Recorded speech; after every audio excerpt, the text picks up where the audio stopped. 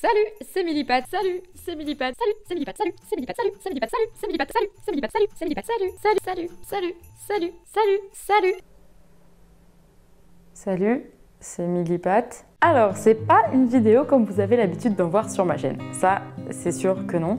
Mais si vous me suivez sur Instagram, vous avez dû comprendre ce que c'est en voyant le titre. Il y a quelque chose que j'ai oublié de vous dire. Bonne année à tous. Que tous vos vœux se concrétisent, la santé, le travail, nanana, bref, bonne année quoi. En réalité, cette vidéo, c'est un riposte de ce que j'ai fait sur Instagram, puisque si vous me suivez sur Instagram, vous avez totalement raison de le faire et auquel cas vous savez de quoi je vais parler. Si vous ne le faites pas, pourquoi vous le faites pas ?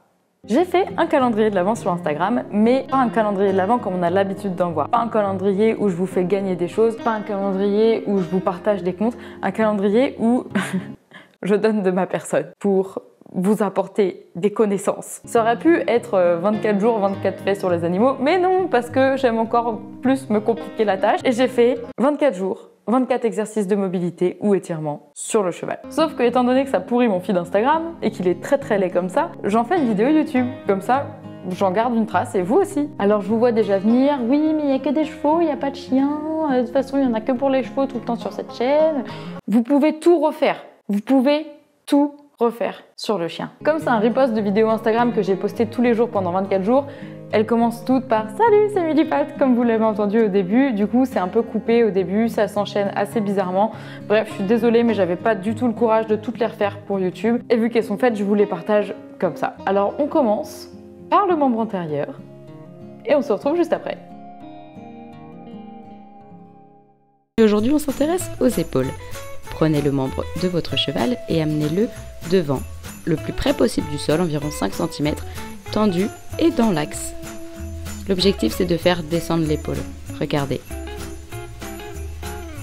Là.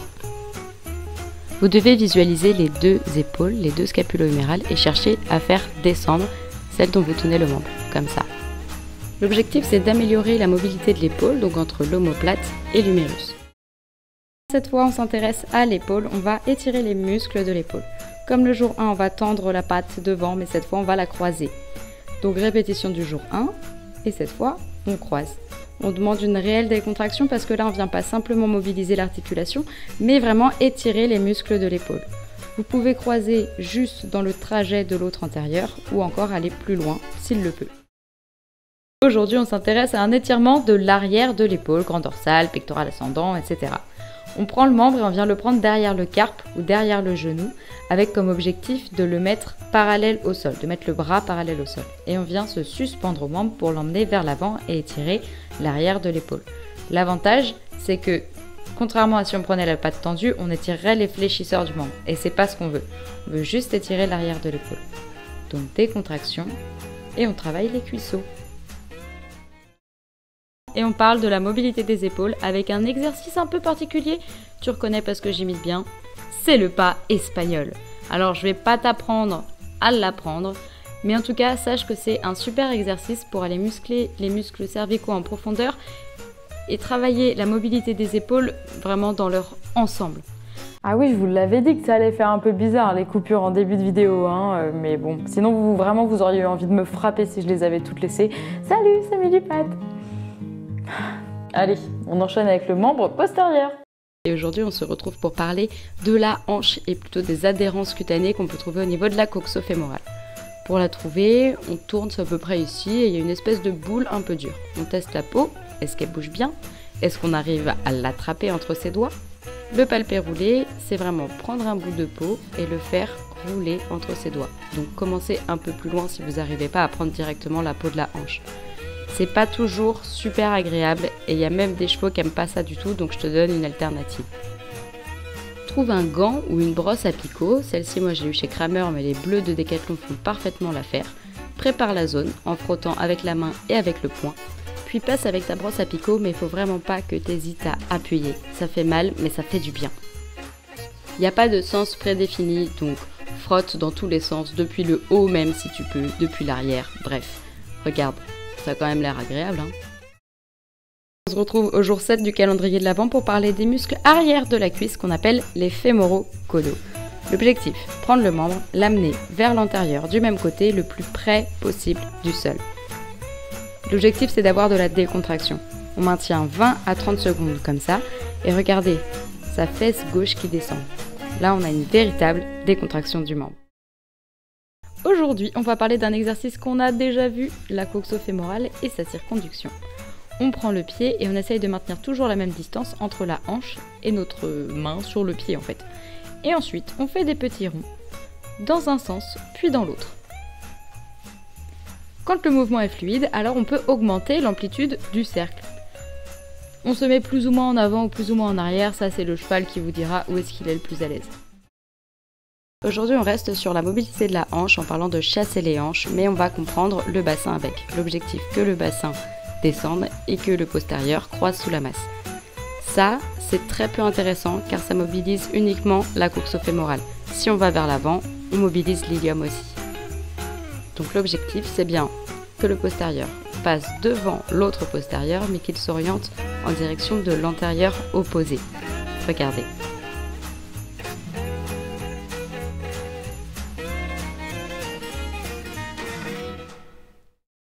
Aujourd'hui, on va parler des fessiers et notamment du plus grand, le fessier moyen qui s'étend des lombaires jusqu'à la coxo-fémorale. On va prendre le membre et l'emmener de l'autre côté. On vise l'antérieur opposé en restant le plus près possible du sol. On reste bien doux et on attend sa décontraction et on attend surtout que la hanche gauche bascule. Regarde de derrière à quel point est-ce qu'il se penche vers la gauche pour venir étirer son fessier. Évidemment, on fait l'autre côté aussi, et je vous rappelle donc postérieur droit vers antérieur gauche. Aujourd'hui, on s'approche de la fin et on va voir un étirement postérieur pour étirer les psoas et l'avant du membre. Je vais vous montrer 3 positions différentes. L'objectif, c'est toujours le même, c'est d'amener le postérieur tendu, dans un premier temps vers le sol, mais surtout tendu vers l'arrière. Donc première, sur le genou. Deuxième position, sans le genou, auquel cas là faites bien attention à garder votre dos droit. La troisième position, c'est uniquement si votre cheval ne bouge pas et vous pouvez avoir suffisamment confiance pour aller derrière. L'objectif reste toujours le même, le membre le plus droit possible.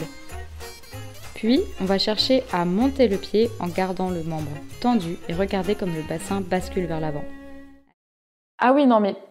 Ok, en fait c'est que le comme ça là, c'est parce qu'en plus de toutes commencer par salut c'est millipattes, elles terminaient toutes par...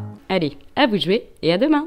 À vous de jouer et à demain. Allez, à toi de jouer et à demain. Allez, à toi de jouer et à demain. Bon bref, passons à l'abdomen. On se retrouve au jour 2 du calendrier de l'Avent pour parler du bidon et plus particulièrement du sécom. Le sécom, c'est une grande poche, une grande chambre de fermentation qui se situe ici et qui a tendance à gonfler quand les aliments ou les gaz sont mal évacués. Posez votre main à plat sur le sécom et vous allez effectuer des pressions tout le long de cet organe. Les pressions que vous allez effectuer vont en fait distendre la paroi musculaire du sécom qui en réponse va se contracter et donc évacuer mieux les aliments ou les gaz qui pourraient stagner dans le sécom. Allez bien jusqu'en bas. On s'intéresse à l'abdomen et à la peau du ventre. On passe d'abord la main comme si on le caressait pour prévenir qu'on va s'intéresser à cette zone-là et vérifier si éventuellement il y a des sensibilités. L'objectif, ça va être de bouger la peau, la mobiliser par rapport aux structures qu'il y a en dessous. On peut le faire en rond, mais on peut aussi le faire en forme de lemnisca. Vous savez, le signe de l'infini. On passe bien partout et si à des moments ça glisse un peu moins bien, et ben on reste un peu plus longtemps. Regardez la position que j'ai. Mon corps est complètement vers l'avant du cheval, quasiment à côté de l'antérieur. Et j'ai juste mon bras qui s'avance. Bon, et mon corps parce que je suis pas très grande, mais mettez-vous pas à côté du postérieur parce que si jamais il est sensible et qu'il décide de vous taper, ce serait pas cool. Aujourd'hui, on parle à nouveau de l'abdomen via un outil très pratique qu'on appelle l'ombilic ou le nombril. Alors, tu viens te placer sur l'ombilic ou le nombril comme tu préfères. Tu mets un tout petit peu de force et tu vas faire des petits ronds comme ça. Donc, même si tu y arrives, des vibrations. Pourquoi ? En fait, il y a pas mal de ligaments qui relient les organes, notamment le foie et l'estomac, jusqu'au nombril. Et donc le fait de faire des vibrations ou des petits ronds comme ça va bouger les ligaments et détendre ses viscères. Non mais me jugez pas non plus, hein. Je fais ce que je peux. Et puisque c'est ça, et je sens que vous vous moquez un poil là, et bah du coup on va enchaîner avec l'encolure, le reculé, la peau de la tête et quelques étirements pour vous. Et à la fin, il y a une petite surprise. Mais avant tout ça, je tenais à remercier 2-3 personnes. Vous avez vu, il n'y a pas que Trésor sur cette vidéo, il y a aussi Red et Kaor, qui sont les propriétés de Justine et Elisa, de l'écurie Nazar. Alors je les remercie énormément pour le temps qu'elles m'ont accordé, le fait de m'avoir prêté leurs chevaux et de m'avoir filmé, parce que finalement je pouvais pas tout faire là sur ce coup. Alors merci les filles. Et j'ai également un autre merci auquel vous allez rien comprendre, puisqu'en fait toutes mes vidéos Instagram étaient republiées aussi en anglais. Donc un grand merci à mon cher grand Jal, je vous mets d'ailleurs le lien de son profil en description, qui m'a traduit toutes les vidéos du calendrier de l'Avent Millipat en anglais. Hello, it's Millipat. Well, if you're pulling the whole leg, you would be stretching or the belly button. Hey, it's Millipat, and today let's talk about an exercise that you already know, the coxofemoral joint. And did you get it? Okay, your turn. See you tomorrow. Ça a été autant de travail pour lui que pour moi presque entre la recherche de vocabulaire spécifique puisqu'il n'est pas ostéopathe. Donc allez traduire le mot grand dorsal en anglais, vous quand c'est pas votre boulot. Alors un immense merci et merci pour la motivation parce que j'avoue que c'était très dur à la fin, 24 jours c'est long. Mais on s'est soutenus tous les deux. Et merci, je sais pas pourquoi tu m'as suivi là-dedans mais merci. Allez maintenant je vous balance toute la fin et je vous annonce que ma résolution 2022 c'est d'être un peu plus présente sur YouTube. Donc j'espère m'y tenir. Prends soin de toi. Prends soin d'eux et à bientôt. Et on se retrouve au jour 3 du calendrier de l'Avent pour parler cervical et plus particulièrement cervical haute. L'objectif va être d'amener le bout du nez du cheval à la pointe du coude. On maintient quelques secondes et puis on récompense.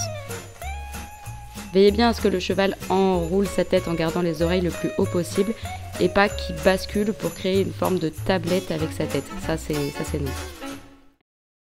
Bon, Trésor est pas très content de me retrouver apparemment, mais moi je le suis pour ce jour 4 du calendrier pendant lequel on va parler reculé.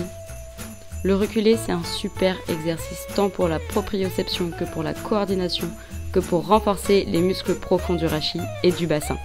Vous pouvez le faire en accompagnant ou à distance, si vous aimez la difficulté. Ce qui est important, c'est de veiller à la diagonalisation. Bon, comme vous le voyez, Trésor a encore quelques progrès à faire. Aujourd'hui, on s'intéresse à nouveau à l'encolure et aux muscles qui relient la tête au membre antérieur. Pour cela, on va devoir prendre le membre et l'emmener vers l'arrière, quelqu'un d'autre prendra la tête pour l'emmener de l'autre côté. Je prends le membre et en fait je recule le carpe, donc le genou quoi, vers l'arrière, pendant que quelqu'un d'autre détourne légèrement la tête du cheval du côté opposé. Et là, on a un étirement maximal des muscles qui relient la tête et le membre antérieur. Aujourd'hui, on va bouger la peau de la tête, parce qu'en fait, le crâne, c'est pas un seul os. C'est plein d'os qui sont emboîtés les uns par rapport aux autres. Et bouger la peau, ça peut aider à la circulation de tous les fluides qui vont vers ces sutures. On pose la main au milieu du chanfrein et on bouge vers le haut, vers le bas, vers la gauche, vers la droite. On remonte la main et on fait la même chose. On peut faire des ronds aussi, comme je fais là. Ensuite, ça Trésor aime pas trop, mais le contour des yeux.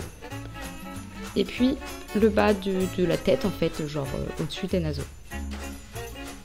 Ici j'ai les mains sur les masséters qui sont les plus gros muscles masticateurs. Et ça en général ça fait du bien d'aller bouger la peau par ici. Le tour des oreilles, ça c'est le méga kiff. Jour 19 du calendrier de l'Avent et on parle cervical, tout ça pour aller étirer le garrot. Objectif, se placer à côté du postérieur et amener la tête à l'opposé, vers le bas, en diagonale. On l'a déjà vu d'ailleurs cet étirement là. Si votre cheval ne va pas très loin dans un premier temps, c'est pas grave. À force de répétition, vous parviendrez à gagner en amplitude. Voilà le mouvement qu'on cherche à avoir. Regardez comme le garrot se plie presque en deux. Évidemment, on le fait des deux côtés, on attend 5 secondes avant de donner la récompense, et on le fait aussi souvent que possible. Aujourd'hui, nouvel étirement de l'encolure, et comme d'habitude, il nous faut des bonbons. Voilà. L'objectif, amener la tête à la pointe de la hanche. Alors vous allez voir que Trésor, il parvient très facilement jusqu'à la pointe de la hanche parce qu'il a l'habitude, on le fait régulièrement. Si votre cheval n'y arrive pas, c'est pas grave, donnez-vous un autre objectif. Peut-être que la moitié du trajet, pour une première fois, c'est largement suffisant. On maintient 5 secondes et on félicite. Aujourd'hui, on va parler du dos, de la colonne vertébrale et plus particulièrement de la peau. On pose ses doigts dessus, on l'emmène vers la droite, vers la gauche, vers l'arrière, vers l'avant. Et on teste si elle bouge bien dans tous les sens. Vers la droite, vers la gauche, vers l'avant, vers l'arrière. Et là, j'essaye d'aller vers la droite et ça ne veut pas y aller. Ça veut dire que potentiellement il y a des adhérences de peau à cet endroit-là. Ce que je vais faire, c'est que je vais faire comme si je voulais aller à droite, au maximum de son amplitude, je reviens au milieu, je retourne à droite au maximum de son amplitude, je reviens au milieu, jusqu'à ce qu'à un moment, je réussisse à aller à droite. Là, c'est bon. Du coup, je reteste une dernière fois, puis je passe à la vertèbre suivante. Si on regarde du dessus, ça nous fait donc vers la droite, vers la gauche, vers l'avant, vers l'arrière, vers la droite, vers la gauche, vers l'avant, vers l'arrière. Et ainsi de suite, t'as compris. Aujourd'hui, on va parler de l'encolure et surtout en fait des adhérences de peau qu'il peut y avoir sur l'encolure en regard des vertèbres cervicales tout simplement. Donc on prend un petit boudin de peau et on va le faire rouler et pas pincer de proche en proche mais bien rouler dans ses doigts tout le long depuis l'épaule jusqu'à la tête, sauf si vous connaissez la topo des cervicales. Attention, si vous rencontrez un point d'ancrage, donc une adhérence, on saute pas, juste on ralentit et on passe plus doucement. Parce que si on saute les adhérences, en fait ça sert à rien de faire de palpé roulé puisque le but c'est d'enlever les adhérences. Nouvelle case du calendrier de l'Avent et aujourd'hui on s'intéresse au garrot avec un étirement qui a pour but d'écarter les épineuses. C'est un étirement un peu particulier donc faites attention, c'est le salut de la reine, voilà, vous l'avez deviné. Trésor il est très peu fort pour faire ça, regardez comment il met ses boulets et il s'écrase la tête au sol. Bon, c'est encore en cours d'apprentissage. L'objectif c'est qu'il ait le dos le plus droit possible comme ici. Voilà, on en est loin mais on y arrive. Et aujourd'hui on se retrouve dans mon salon sans cheval, sur un tapis, pour parler de notre corps et de mon peu de souplesse. On s'allonge sur le dos, on ramène les pieds, on les garde bien serrés et on laisse tomber les genoux de chaque côté. Puis on va venir fléchir les bras à 90 et laisser tomber les mains vers l'arrière. C'est une super posture pour les cavaliers parce qu'elle étire les adducteurs qui sont souvent sollicités à cheval. Pour les femmes, elle détend le périnée, souvent figé chez les cavalières. Elle relâche la respiration, calme le mental et ouvre la chaîne antérieure des épaules puisque à cheval, on a plutôt généralement les épaules dans l'autre sens en rotation interne. Bref, c'est complètement une contre-posture à notre posture de cavalier et donc ça fait grandement du bien. Alors calmez-vous, respirez et profitez. Un grand merci à Horse & Flow qui nous propose cette posture et moi je vous retrouve demain. On se retrouve à nouveau dans mon salon pour travailler un exercice de renforcement du haut du corps de cavalier. Il vous faut un outil, une sangle inextensible. Moi j'ai pris une ceinture, ça convient très bien. Asseyez-vous, jambes droites, pieds flex, dos le plus allongé possible de la tête jusqu'aux fesses. Prenez votre sangle et placez-la bras loin devant, largeur d'épaule, pivotez les poignets pour que les paumes se regardent et montez au-dessus de la tête en inspirant. Baissez les mains pour revenir à la position neutre en expirant. Ce qui est important, c'est que quand vous leviez les doigts, vous gardez bien la même tension dans les mains et vous allongez votre dos. Et quand vous descendez, vous contractez votre chaîne abdominale pour faire comme si votre nombril allait toucher votre colonne vertébrale. Pourquoi est-ce qu'elle est si super cette posture? Parce qu'elle vous permet de travailler votre agrandissement à cheval, de vous muscler le dos, de muscler vos juxtavertébraux et vos épaules, d'éviter l'effondrement des épaules qui s'enroulent et renforce aussi vos abdominaux. Donc c'est super! Et à la fin, il y a une petite surprise. Bêtisier numéro 3. Bon tournage, bravo.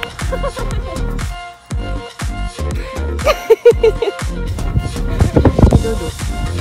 T'es pas dans le truc.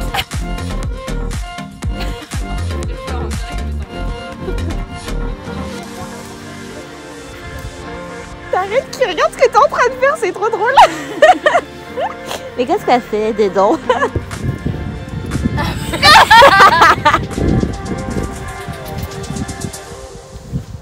Ça, je le veux dans le making-of, la meuf qui achète le cheval. C'est faux.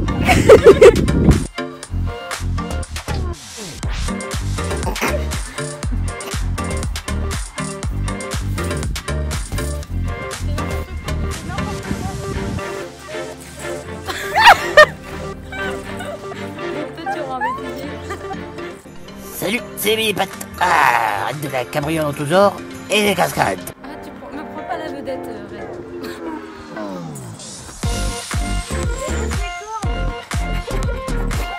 Rebêtisier numéro 2.